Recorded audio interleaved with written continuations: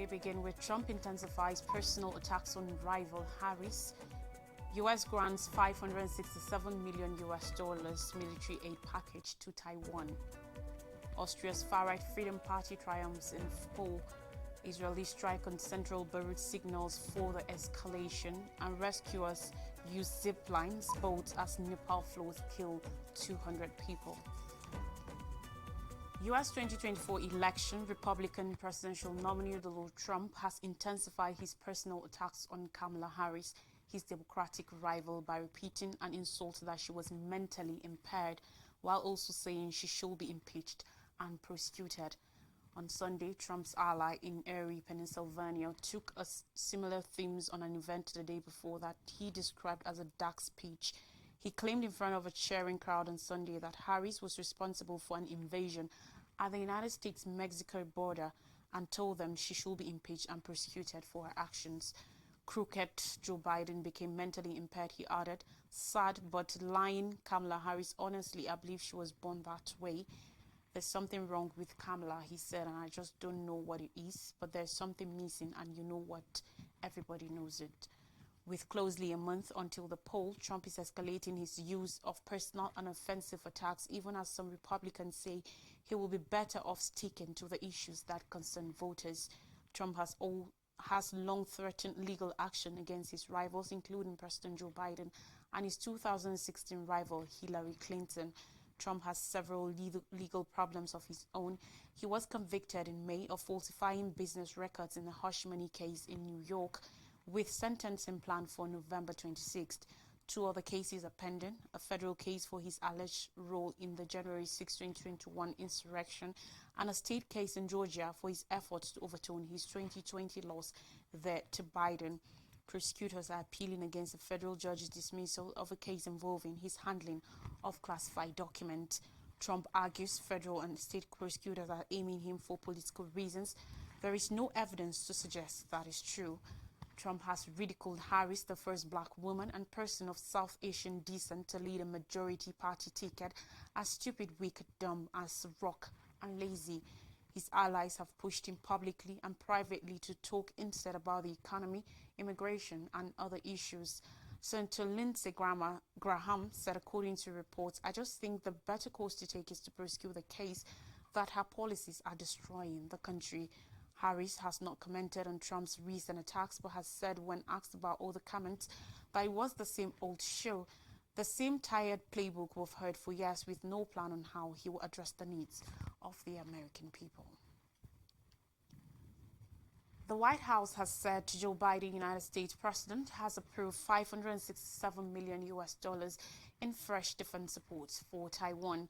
The White House, in a brief statement on Sunday, said Biden had delegated the Secretary of State to direct the drawdown of up to $567 million in defense articles and services of the Department of Defense and military education and training to provide assistance to Taiwan.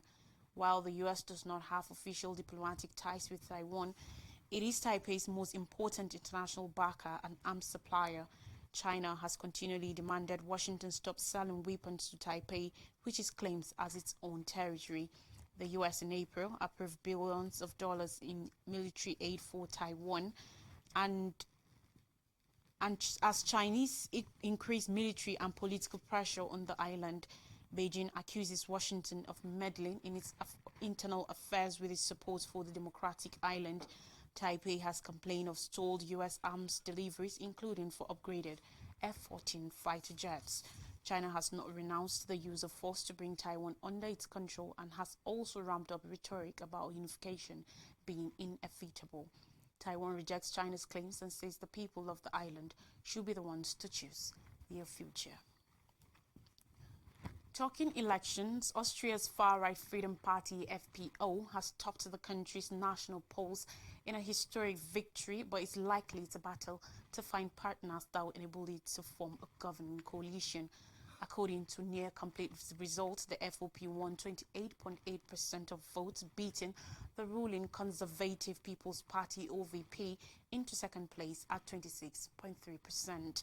While the FPO has served in coalition governments before, it is the first time it has won a national vote and comes as far-right parties across Europe have made gains. However, all other parties in the country have rejected forming a coalition with the Eurosceptic, Russia-friendly FPO, which was founded in the 1950s under the leadership of former Nazi lawmaker leader Herbert Kickl, as is also a provocative and polarizing figure roundly disliked by other party leaders. Like other far-right parties elsewhere in Europe, the FPO's popularity has grown amid voter rage over issues such as migration, the state of the economy, and restrictions enforced during the COVID-19 pandemic. Political analyst Thomas Hofer says this is certainly an earthquake and sends a shockwave through all the other parties. Kickl, who took over the party's leadership in 2021, said he was ready to form a government with each and every one of the parties in parliament.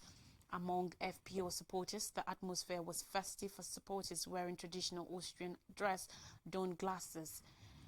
Nehammer could nevertheless remain chancellor by forming a coalition with the Social Democrats SPO and possibly another party, probably the Liberal NEOS. The SPO got 21.1%, similar to their record low 2019 results, while NEOS was at 9.2%. A three-party coalition will be a first, but analysts say it might struggle to govern given the country's shift to the right. A coalition between the far right and the conservatives in power since 1987 also remains a possibility, says analysts. The FPO's first government with the Conservatives in 2000 set off widespread protests and sanctions from Brussels. The second collapsed over a spectacular FPO corruption scandal in 2019, over just a year and a half in power. Over 6.3 million of Austria's 9 million people were eligible to vote. On Israel-Lebanon war, according to health officials, Lebanon has witnessed another bloody 24 hours as persistent Israeli bombardment killed no less than 105 people and injured 359 others. On Sunday, air attacks were reported across Lebanon and overnight into Monday. The aims included a hit in the heart of the capital, Beirut, for the first time in years, indicating yet further potential intensification towards all-out war. While Israel said it attacked dozens of Hezbollah targets, Lebanese officials said the bombardment struck homes and buildings in southern Lebanon, the Bekaa Valley, Baalbek Hermel Governorate, and the southern suburbs of Beirut. Lebanese politicians described the assault as a massacre. In the early hours of Monday, an Israeli strike was reported in the Kola Bridge around area of central Beirut. The bombing was Israel's first attack within the capital city limits since the beginning of the hostilities last year and is seen as another escalation of the conflict. The bombing of municipal Beirut suggests that the Lebanese capital, which was earlier seen as a safe haven from Israeli attacks, is now in the line of fire as well, like much of the rest of the country. Reports said the assault killed at least 3 people. The Popular Front for the Liberation of Palestine, an armed group active in Lebanon and Gaza, claimed that the trio were its members. A separate attack in the El Bos refugee camp in southern Lebanon killed Hamas's commander in Lebanon, Fatih Sharif, the armed group said in a statement on Monday. Sharif's family were also reported to have died. On Sunday, an Israeli strike in Al-Delb near Sidon in the south of Lebanon flattened 2 residential buildings, killing 32 people, the Ministry of Public Health said. Many displaced families sheltering at the site were among the victims. The strikes come in the wake of Israel's assassination of Hezbollah's chief Nasser Nasrallah in an enormous series of air raids on Beirut's southern suburbs that flattened several buildings. The Israeli military said on Sunday it had also killed senior Hezbollah political official Nabil Kawouk. Meanwhile, in climate crisis, days of heavy monsoon rains in Nepal have stoked broad flooding and landslide across the Himalayan nation, killing closely 200 people and causing widespread destruction. Footages from the capital show much of the southern Kathmandu and nearby cities underwater or buried in thick mud as incessant torrential rains triggered major rivers to swell far above danger levels. The floods and landslides have damaged hundreds of homes, cut off highways and downed power lines, which hit just months after the country experienced deadly record rainfall and flash flooding that scientists have said has intensified as a result of the climate crisis.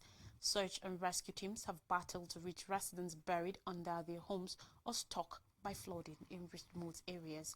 Since Friday, at least 192 people have been killed and 96 others wounded, with dozens still missing.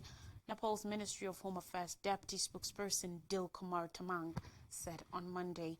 Over 3,700 people have been rescued, police said, but authorities believe the death toll will rise as rescue teams reach more remote and cut-off areas. Floods and damage from landslides have also affected much of the central and eastern parts of the country. According to reports, the bodies of 16 people were recovered on Sunday from two buses that had been traveling along a key road out of Kathmandu when they were hit by a huge landslide. Parts of the capital reported rain up to 322.2 millimeters, pushing the levels of its main Bagmati River up to 2.2 meters past the danger mark, according to reports. For the west of the capital, one international student described how water was rushing through the streets in Pokhara, the country's second most populous city and a popular tourist destination known as a gateway for trekking in the Himalayas. On Sunday, rains had eased in many areas, permitting a major cleanup operation to begin. However, Kathmandu remained cut off with 3 highways into the city blocked by landslide, reports said. Schools have also been closed for 3 days, according to more reports. Nepal is no stranger to heavy annual monsoon rains, but experts say this year was particularly bad. More stories now. Crew 9 astronauts reach space station after SpaceX rocket issue. 2 Boeing Starliner astronauts are now within reach of the spacecraft that will eventually bring them home after their wing-long journey turned into a month-long stay on the International Space Station. The SpaceX Crew Dragon capsule, chosen by NASA to carry astronauts Suni Williams and Butch Wilmore back to Earth after their Starliner spacecraft was deemed too risky for crew, has arrived at the space station. The vehicle, on a mission called Crew 9, docked at the ISS at about 5:30 local time on Sunday. On board the SpaceX vehicle were NASA astronaut Nick Hague and Russian cosmonaut Alexander Gorbanov. Alongside them were 2 empty seats save for Williams and Wilmore to occupy when the group returns to Earth next year. The capsule's hatch opened at about 9:04 p.m. local time, letting Hague and Gorbanov to enter the space station. A welcome ceremony with Hague, Gorbanov, Williams, Wilmore and the other 7 crew members currently on board the orbiting laboratory took place shortly after. On Saturday afternoon, Hague and Gorbanov launched aboard the Crew Dragon from Cape Canaveral Space Foreign Station in Florida. Though they reached their intended orbit without a hitch, SpaceX later revealed that the second stage or upper propulsion of the Falcon 9 rocket that powered the first part of their journey experienced an issue after it broke away from the capsule. SpaceX indicated it will hold flights using Falcon 9, the world's most frequently launched rocket, as it explored the anomaly. We will resume launching after we better understand root cause, the company said in a statement. Together, Hague, Williams, Wilmore and Gorbanov will finish SpaceX's Crew 9 team. The group will spend about 5 months on board the space station before returning home no earlier than February 2025. In early June, Williams and Wilmore first journeyed to the International Space Station aboard a Boeing Starliner spacecraft for what was expected to be a week-long test mission. But issues with helium leaks and malfunctioning thrusters left engineers scrambling to figure out what went wrong, and NASA ultimately decided the Starliner's problems were not well enough understood for the space agency to allow Williams and Wilmore back on board. The Starliner instead flew home empty on September 6th. Now, West Africa to witness 2 solar eclipses in 2025. Next week, over South American skies, white ring will rule them all. An annular solar eclipse known as a ring of fire will be visible on Wednesday, October 2nd, over East Island and the tips of Argentina and Chile. Solar eclipses happen when the sun, moon and earth line up just so. The moon casts a shadow that can partially or totally block the sun's light. During an annular eclipse, the moon obscures all but a ring-shaped sliver of the sun. That's because the moon is at a point in its orbit that's farther from the Earth. A partial solar eclipse, when the sun appears as a crescent, can be seen from Brazil, Paraguay, Uruguay, and Hawaii. Solar eclipses happen around 2 to 5 times a year, but are only visible from locations that fall under the moon's narrow shadow. A total solar eclipse swept across North America in April. After October 2nd's Ring of Fire eclipse, two partial solar eclipses will bring crescent suns to parts of North America, Europe, West Africa, and Antarctica next year. And two 2025 total lunar eclipses will paint the moon red beginning from March 13th. The next total solar eclipse won't arrive until 2026 and will pass over the northern fringes of Greenland, Iceland, and Spain. In part 2, I'll bring you stories from Nigeria, but just after this moment. So stay with us.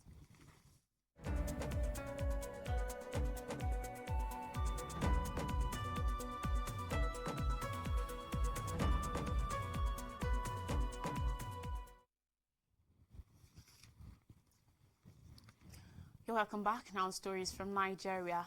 And in the wake of October 1st, police deploy across states as organizers vow protests. Organizers of the October 1st protests against hardship in the country have vowed on going ahead with tomorrow's action despite appeals by some stakeholders and the federal government calling for calm. Given reasons yesterday, one of the lawyers to the detained August 1st protesters, Deji Adeyanju, stated that the first round of protests is on the heels of the federal government's failure to address protesters' earlier demands. According to reports, Adeyanju said the government intentionally kept the issues aside, adding that President Bola Tinubu's promise to engage with protesters had not been fulfilled. Meanwhile, the Jigawa Police Command will deploy its men today in readiness for the protest, just as Lagos Command met with protest organizers and assured them of security. Also, Lagos State Government said the restriction of the action to 2 designated venues still stands, cautioning that protesters will not be permitted in other areas to avoid a breakdown of law and order. The federal government, reacting to the planned protests yesterday, urged the protesters to sheath their swords and refrain from acts of violence. Alhaji Mohammed Idris, Minister of Information and National Orientation, said, and I quote, "The federal government is appealing to all Nigerians to remain calm and refrain from any act of violence as Nigeria celebrates its 64th independence anniversary and 25th years of unbroken democracy." However, Adeyanju said there is no going back on the protest because the issues from the August 1st nationwide peaceful protests have not been addressed. Citizens have the right to protest. Meanwhile, federal government gave 64 CNG buses to Labour and students. Yesterday, the federal government handed over 64 compressed natural gas CNG buses to representatives of the organized Labour, comprising Trade Union Congress TUC, Nigeria Labour Congress NLC, and National Association of Nigerian Students NANS. The gesture was in commemoration of the country's 64th independence anniversary. The government also promised to ensure that a downward trend of inflation in the country was aggressively sustained. While the Edo Minister of Finance and Coordinating Minister of Economy made the promise at the State House Conference Center in Abuja during the handover of the buses to representatives of the organizations. Edun emphasized the CNG initiative's effects on inflation, saying, "We've had an initial spike in inflation. Now it has peaked and is coming down." When deployed for commuter service, the buses will majorly lessen transportation costs in the country, bringing hope for a more affordable and efficient public transport system, he said. Edun led the government delegation at the ceremony to mark the handover of the vehicles. Others in the delegation were Minister of Information and National Orientation Mohammed Idris, Minister of Budget and Economic Planning Abubakar Bagudu, and Minister of State for Youth Employment Ayodele Olawande.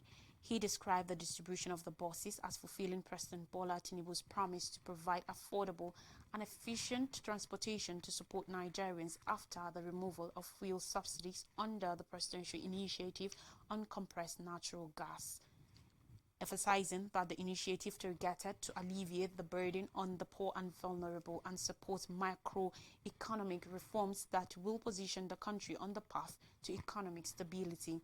The minister explained that the symbolic handover of 64 buses on the eve of Nigeria's National Day marked the beginning of a broader national rollout, with a plan to distribute over 500 CNG buses and 100 electric vehicles in the first phase. He added that the CNG initiative aligned with Nigeria's commitment to cleaner energy while leveraging its energy resources for industrialization. And finally, on the news on education, federal government forms team to prevent ASU strike. The Ministry of Education has said it is working to avert another strike by the academic staff of Union of Universities, ASU. Folashade Boriowo, the Director of Press in the ministry, stated this in an interview on Sunday in Abuja. Last week, ASU had given the federal government a 14-day ultimatum to resolve many prolonged issues, failing which it will proceed on another strike. Among other things, the varsity lecturers are seeking the conclusion of the renegotiation of the 2009 Federal Government of Nigeria ASU agreement based on the NIMI Breaks Committee's draft agreement of 2021, as well as the release of withheld salaries due to the 2022 strike action. Additionally, ASU is demanding the release of unpaid salaries for staff on sabbatical, part-time and adjunct appointments affected by the integrated payroll and personal information system, and the payment of outstanding third-party deductions such as check-off dues and cooperative contributions. The union is also seeking the funding for the revitalization of public universities, partly captured in the 2023 federal government budget, and the payment of earned academic allowances, partly captured in the 2023 federal government budget. Other issues include the proliferation of universities by federal and state governments, implementation of the reports of visitation panels to universities, reversal of the illegal dissolution of governing councils, and the adoption of the University Transparency and Accountability Solutions as a replacement for the IPPIS. ASU President Emmanuel Osideke, in a statement issued last Wednesday, stated frustration with the government's lack of commitment and delayed tactics, stating that these actions were fueling a crisis in the public university system. In view of the foregoing, ASU resolves to give the Nigerian government another 14 days, in addition to the earlier 21 days, beginning from Monday, 23rd September 2024, during which all the lingering issues must have been concretely addressed to the satisfaction of the membership of the union. The union should not be held responsible for any industrial disharmony that arises from government's failure to seize the new opportunity, Osodeke said. Another look at the top stories. Trump intensifies personal attacks on rival Harris. U.S. grants $567 million military aid package to Taiwan. Austria's far-right Freedom Party triumphs in poll. Israeli strike on Central Beirut signals for the escalation, and rescuers use ziplines boats as Nepal floods kill 200 people. That's all on the news. Thanks for watching. Enjoy the week.